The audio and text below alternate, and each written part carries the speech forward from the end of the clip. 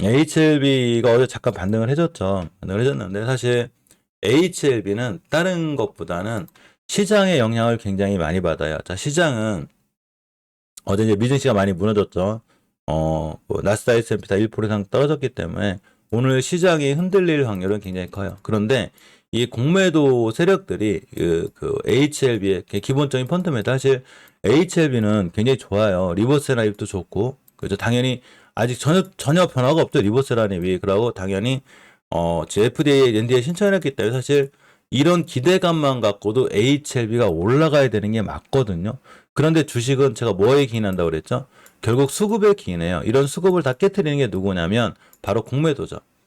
만만찮아요. 공매도가 지금도 얼마나 많이 나오냐면 이 층대 공매도가 보시게 되면 여기 13%대 거의 두 자릿수를 유지하고 있고 엘센 같은 경우에 공매도가 거의 21%대, 31%대 대단하죠.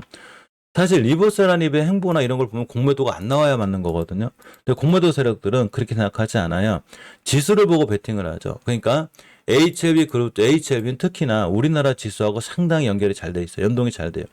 보통 대부분의 종목들이 지수하고 연동이 되죠. 지수가 많이 밀리게 되면 사실은 많은 종목들이 밀려요. 대부분의 종목들이 많이 떨어지고 대신 여기서 극성을 부리는 건 바로 전에 알려드렸던 이제 단기 테마 종목들 막 맥심 관련주라든가 그 양자 컴퓨터라든가 막 초전도체라든가 아까 알려 샘표식품처럼 이렇게 일본의 후쿠시마 원수 관련 얘네들이 이제 극성을 피거든요. 시장이 이제 안 좋게 되면 이런 친구들은 그렇게 따로 대응하시면 되는데 결국 중장기적으로 길게 봤을 때 그 회사의 본업 가치, 미래 가치가 좋다면 나중에는 아무리 공매도를 하더라도 언젠가는 대차 상환, 갚을 수밖에 없거든요. 갚아야지. 안 갚, 공매도가 뭐예요? 고점이라고 생각하는 부분에서 공매도를 치고 저점이라고 생각하는 부분에서 사가지고 갚아야죠, 주식을. 이게 공매도의 가장 기본적인 원리인데 어차피 주식은 수급에 기인하기 때문에 특히나 지수가 밀리면 HLB는 떨어질 수밖에 없어요. 또 하나가 이 월봉에서 보면 요렇게 제가 20개와서 밑에 있으면 위험하다고 그랬죠. 그래서 박스권에 갇혀 있어요. 아마 심하게 밀리면 2만 6, 7천 원까지 밀릴 수 있다는 거를 반드시 각오하셔야 돼요. 그래서 한 번에 제가 무리해 사지 말라고 그랬죠. HLB는 한 번에 무리해 사는 게 아니라 1년, 그러니까 올해 한 해 정도, 내 어차피 결과가 내년에 나오기 때문에 올해 한 해 정도는 내가 월급을 타면 꾸준히 모아간다든가 잘 모아나가는 이런 전략을 취해주는 게 제일 좋습니다. 아니면 예전에 높게 사신 분들은 다 손절 타임 다 놓치신 거죠. 자, FDA에 대한 기대감 때문에 그런 것도 있고 리보세라립 때문에 그런 것도 있는 거죠. 자, 근데 HLB가 약간 이런 얘기가 나왔었어요. HLB가 이게 물론 기사기 때문에 그냥 참고만 하시면 돼요. 공매도가 너무 심하니까 그릿하고 그래서 그 코스피를 간다고 그래서 공매도가 없는 건 아니에요. 그런데 코스닥 공매도가 너무 심하니까 코스피 이전 상황을 검토한 적은 있긴 있는 것 같아요. 그런데 여기서 확정된 상황은 없는 거죠. 물론 또 그런 건 있어요. 코스피로 간다고 해서 꼭 이 주식 올라간다 떨어진다를 맞출 수는 없어요. 단지 코스피로 가면 코스닥보다는 어쨌거나 그 조금 안전하다는 그런 인식들이 강하기 때문에 조금 호재로 작용할 수 있긴 한데 아직 확정된 것도 없고 다시 저런 얘기가 있었다. 뭐 저런 기사가 있었다. 이렇게 참고로만 보시는 게 제일 좋습니다. 엘생이 자회사를 합병했네요. 그죠? 이렇게 자회사를 합병했는데 엘생의 주가도 많이 불안하죠. 뭐 여기 보시면 자회사 화진 메디칼 소규모 합병이 있었다고 합니다. 참고로 알고 계시고 HLB 제약이 이제 일본에서 그 공급을 받기로 하는 원료 공급을 받기로 했죠. 그러면서 일본의 OSCL이라고 하네요. 안정적으로 이 탈티레닌 요게 이제 그 척수 손해 변성증 요 치료제의 원료래요. 안정적으로 받기로 함으로 인해서 일단 제품 생산 같은데 안정감을 깨하고 있습니다. 자, 여기 HLB에 대한 기사들인데 저는 항상 그렇게 생각해요.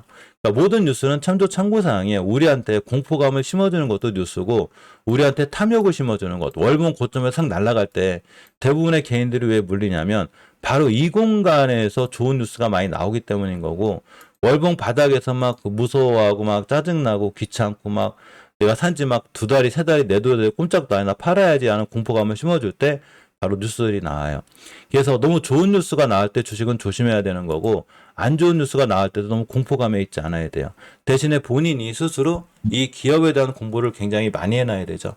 이 회사가 도대체 뭐를 하고 있고 예를 들면 뭐 지금 초전도체로 뛰든 뭐 맥신 관련주로 뛰든 뭐로 뛰든 간에 내가 태경산업 같은 종목을 보면 회사 공부 잘 해놓으시면 맥신 때문에 뛰긴 했어도 결국 바닥이 왔을 때는 다시 살만하겠다.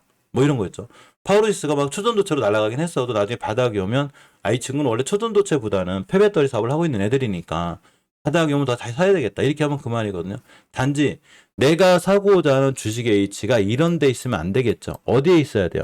내가 유약 믿고 살려면 이런 데 있어야 되겠죠. 물론 지금은 완벽히 추세가 깨져 있고 특히 오늘이 금요일인데 이게 금요일인데 미증시가 안 좋았기 때문에 주봉에서 5선을 뚫어주면 좋겠지만 그럴 확률이 없다고 보면 당연히 이렇게 2만 6, 7천 원대까지 밀릴 수 있는 위험성이 존재해요.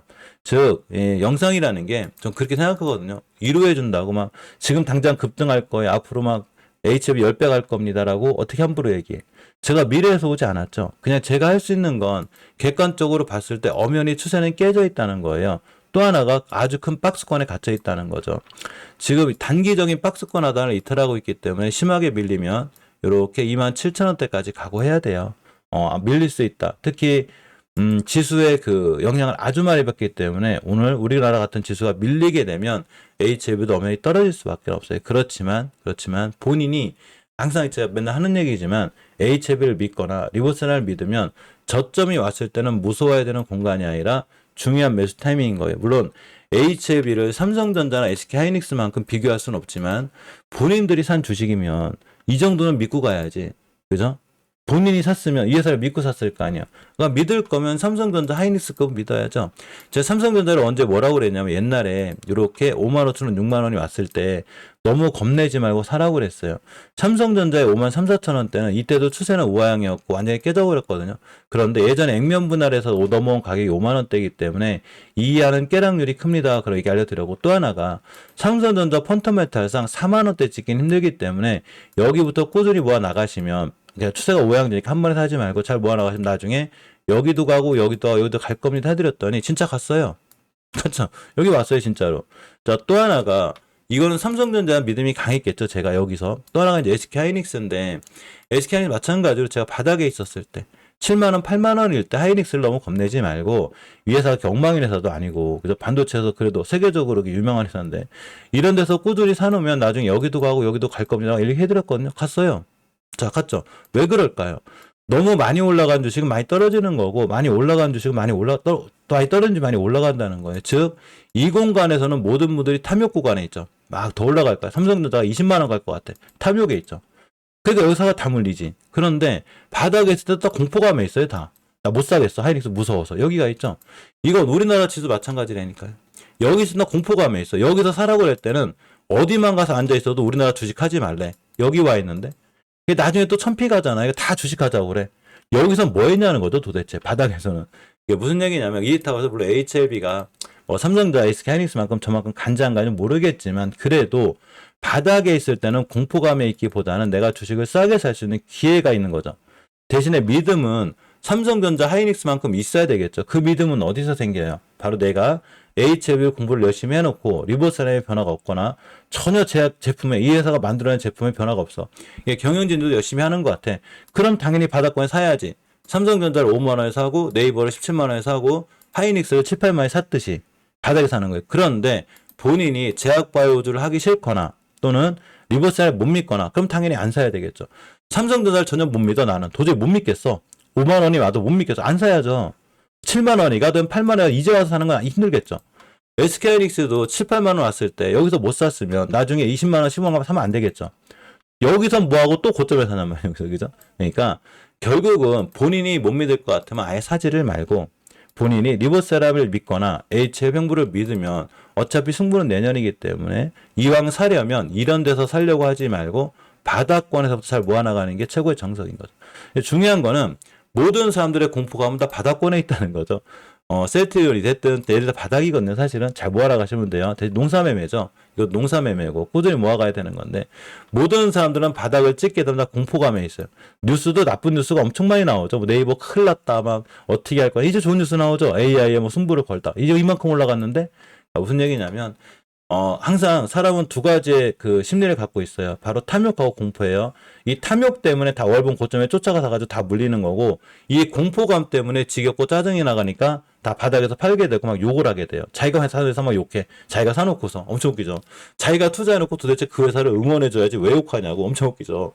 그러니까 중요한 거는 내가 회사를 믿고 살 때 주식을 살 때는 바닥에 사시라는 거예요. 그러면 이 회사가 내가 원하는 길, 리버스나이트 잘 되고 FC 잘 되고 이런 데 가겠지 뭐. 그런데 안 될 수도 있는 거잖아. 그럼 주식이 뭐예요? 투자잖아요. 투자 실패한 거지. 투자라는 게 어떻게 항상 성공만 해. 그럼 저축하면 되죠. 그죠? 그러니까 주식은 탐욕과 공포가 두 가지가 존재하게 되고, 탐욕에 너무 욕심부려가지고 싹 쫓아가지 말고 공포감에 있어가지고 막 떨어졌을 때 너무 무서워하지 말라는 거예요. 굉장히 좋은 기업을 바닥에 사놓는 거는 굉장히 우리한테 좋은 수익을 줄 수 있는 좋은 기회가 된다. 이렇게 생각하고 시장을 이해하시는 게 맞을 것 같습니다.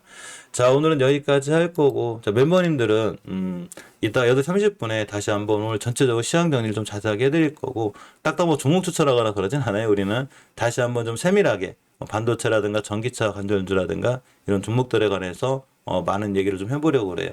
8시 30분에 시황 정리하면서 다시 뵐 수 있는 걸로 하고, 자, 오늘 좋은 오후, 특히 주말에 너무 주식 신경 쓰지 말고, 주말은 저도 재밌게 즐겁게 놀거든요. 이거 멤버에 잘 아세요. 제가 얼마나 재밌게 노는지. 주말은 주식을 잊고 즐겁고 재밌게 놀기 바랍니다. 즐겁게 지내. 자, 좋은 하루 보내시고 좋은 주말 보내세요. 고맙습니다.